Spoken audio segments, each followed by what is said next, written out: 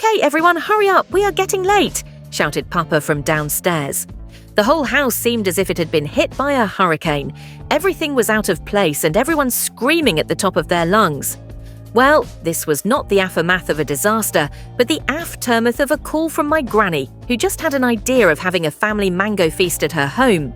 Nobody had an issue with that, as this is the most special part of summer vacation, to make instant plans and enjoy them. However, there was one difficulty getting ready within such a short time.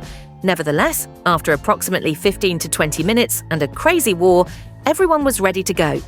We all filled up in our car and headed to Granny's house.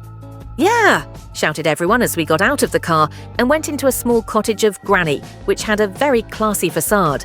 Everyone exchanged greetings and pleasantries and settled down. All my uncles got into a group discussion, and the main topic was the elections and who would win and who would lose.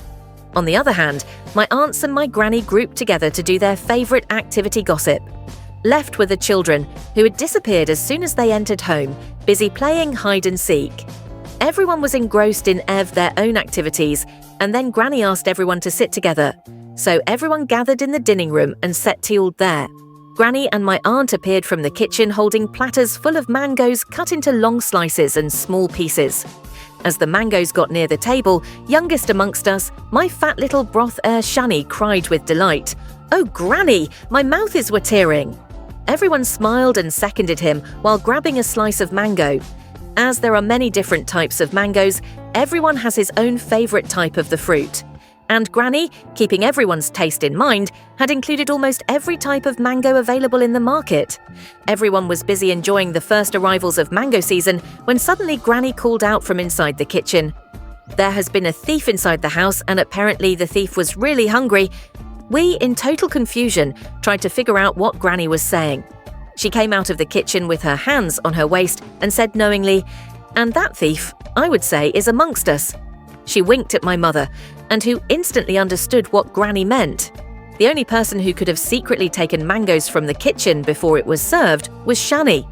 Mangoes have always been his favourite fruit, so we searched for Shani in the house. He was to be found nowhere.